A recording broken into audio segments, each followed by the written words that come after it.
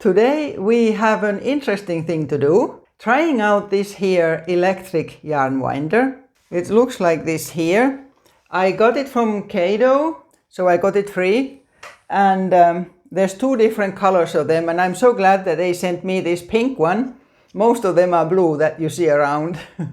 Basically, it looks the same as ones that are not electric that you wind up, only that it has a button that you switch it on and off, and you speed it up or slow it down.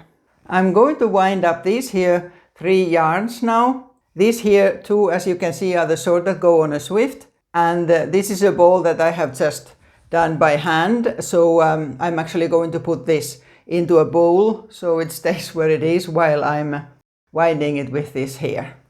These are different kinds of yarns, so we'll see what sort of difference there is. This is cotton that doesn't stretch at all, and this is Aran weight wool, entirely wool, and this here is fingering weight, so it's very light, and it will be interesting to see how well this will cope with fine yarn.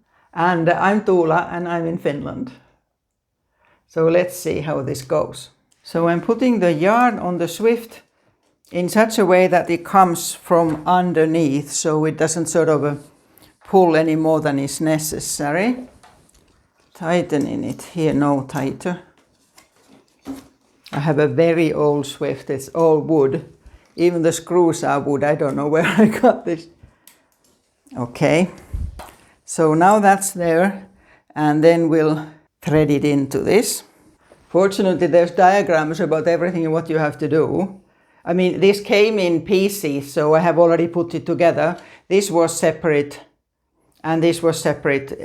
Not much to them to put it together. So first it goes in here, then you have to pull that up and slot it there, and there,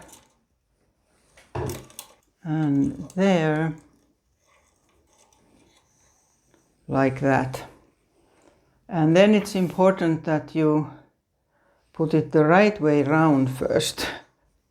Twice round there.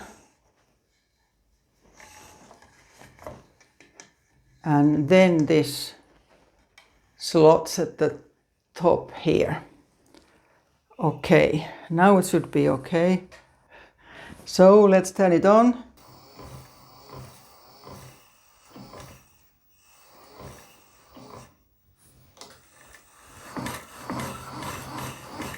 There, it's going a little bit faster now.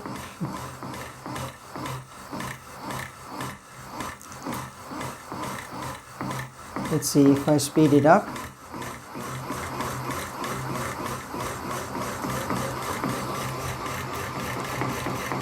There.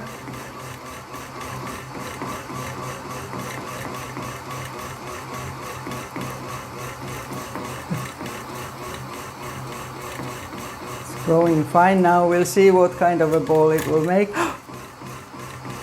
It jumped. Okay, I'll speed it up again. This is the fastest speed now.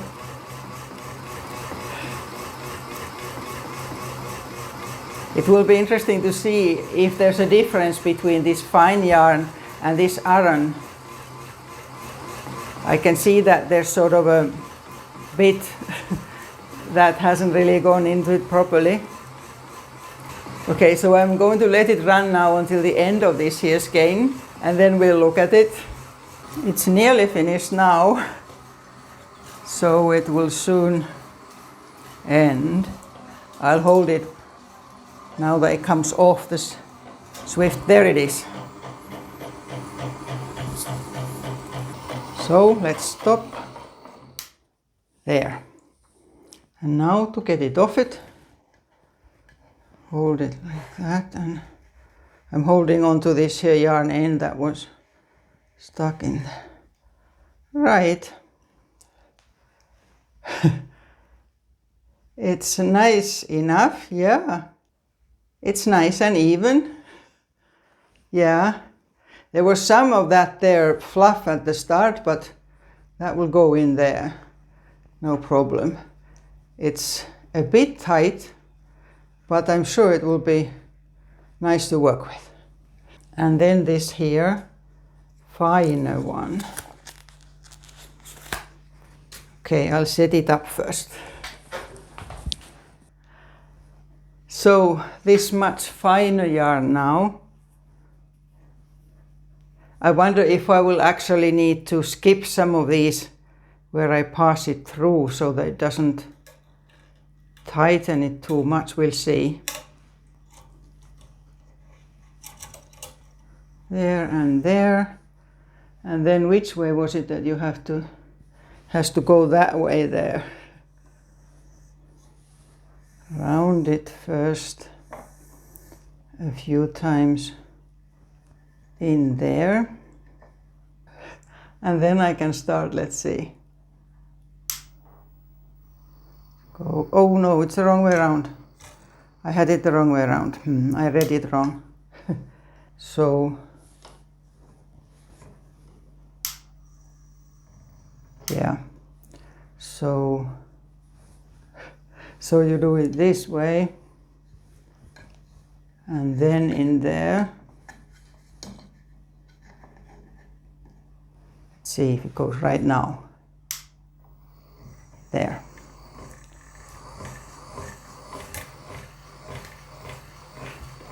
It actually seems to turn better with the finer yarn.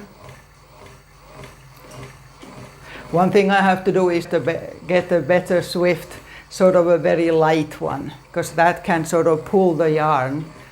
Because it's wood, you can't even oil it or anything like that. Okay, speed it up a bit.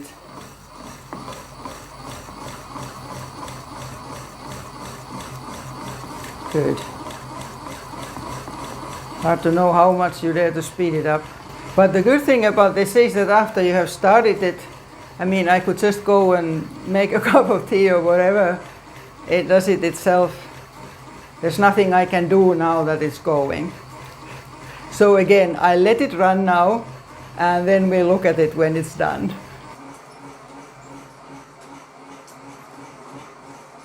I'll go and speed it up a bit now.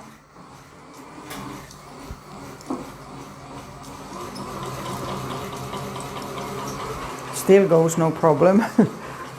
Maybe I should have done that right from the beginning. Maybe it's actually doing better because the swift goes more easily when it's being pulled more. That probably wasn't a good idea to speed it up as much as that. If you look at it close by now, there's like a second ball forming at the bottom part of it. So I'm quite certain that after this I will have to redo that. But we'll see. It stopped. There's still yarn left, but it stopped. Have to find out why.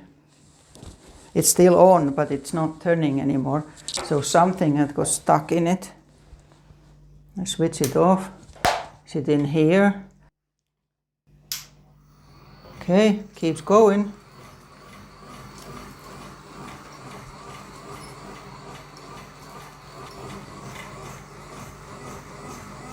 That could also be that there was some sort of like a knot or that I hadn't sort of separated the yarns well enough before starting.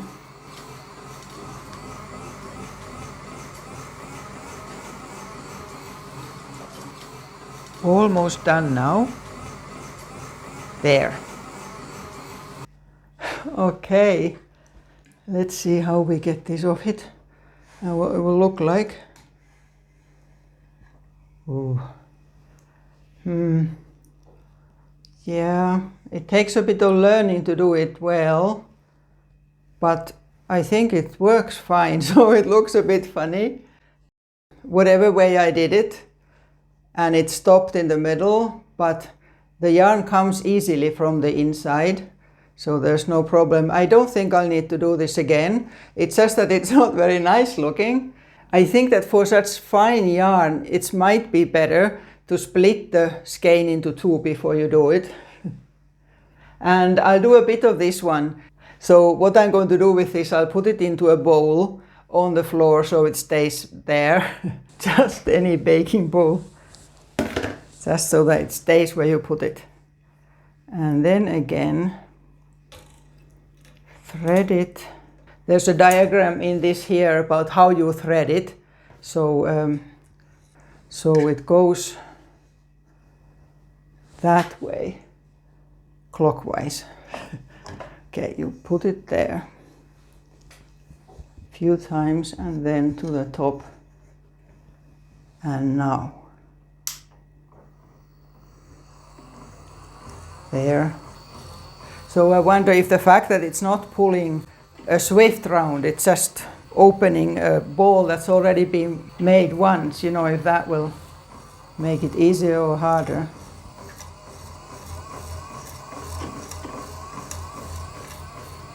But overall it seems to be working fine. It just takes a little bit of getting used to knowing what kind of yarns go at what speed and how, and I think you might sometimes maybe need to skip some of these, I don't know.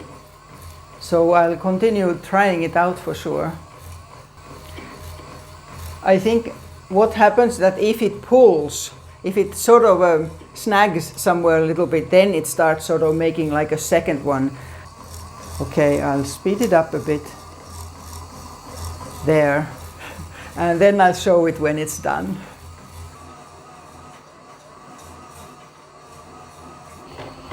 Okay, it's done now.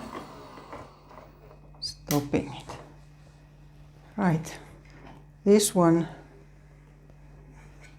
Oh, I didn't pull that out of there, so that actually goes through because I didn't. You need to pull that there. That's stuck in there. You have to pull it out first. But yeah, now this one is very tidy and even. So it certainly works very well with this kind of yarn. It doesn't stretch, it's cotton. So on the basis of these three, what do you think about this? I'm sure I will actually be using it quite a bit. I have a box under my bed that still has quite a few yarns like this here that are waiting to be made into balls. Little by little I do them all.